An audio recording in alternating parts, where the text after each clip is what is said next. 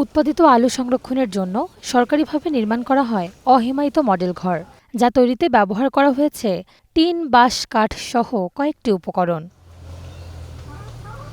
প্রকল্পের সুবিধা অনুযায়ী প্রকৃত কৃষকরা এই ঘরে সংরক্ষণ করতে পারবেন ৪ মাস পর্যন্ত, যা পরে বিক্রি করতে পারবেন অধিক ভালো দামে।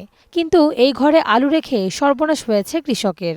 ৪ মাস দূরে থাক, ১ মাস পার হওয়ার আগেই পচে নষ্ট হয়ে যাচ্ছে আলু। এতে দুশ্চিন্তায় পড়েছেন চাষিরা।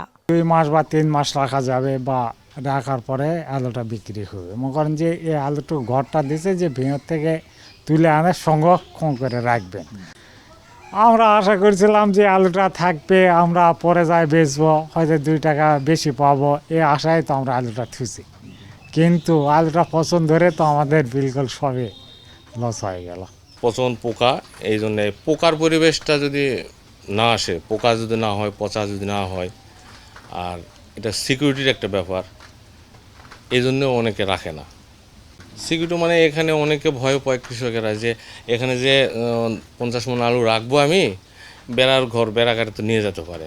চাষিদের অভিযোগ, ঘরগুলোতে বৈদ্যুতিক পাখা ও আলোর কোনো ব্যবস্থা নেই, তাই গরম ঘরে নষ্ট হচ্ছে আলু। আবার ঘরগুলো ফাঁকা জায়গায় হওয়ায় যে কোনো সময় চুরি হতে পারে বলে শঙ্কা কৃষকের। এসব কারণে অনেক কৃষক এখনো আলু রাখেনি এসব ঘরে।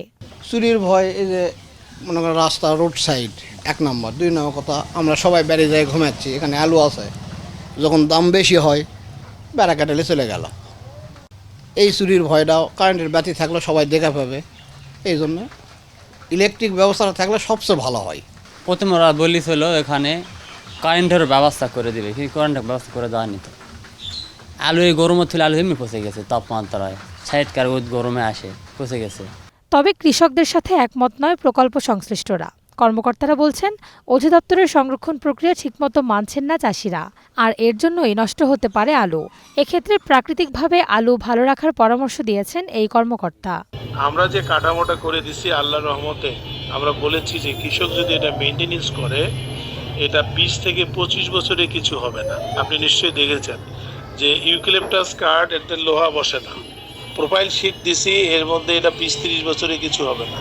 ফুয়েল পেপার তো নষ্টই হবে না।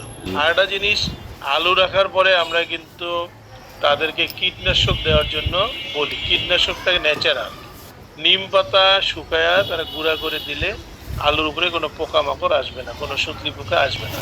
অথবা বিষকাঁঠালের পাতা, এই বিষকাঁঠালের পাতা, নিম পাতা হলো এর ট্রিটমেন্ট। নওগাঁ জেলা জুড়ে ৩৬টি আলু সংরক্ষণের এমন অহিমায়িত ঘর নির্মাণ করে সরকার। প্রতিটি ঘর নির্মাণে খরচ হয়েছে প্রায় ৩ লাখ টাকা। Ishrat Lubna, star news.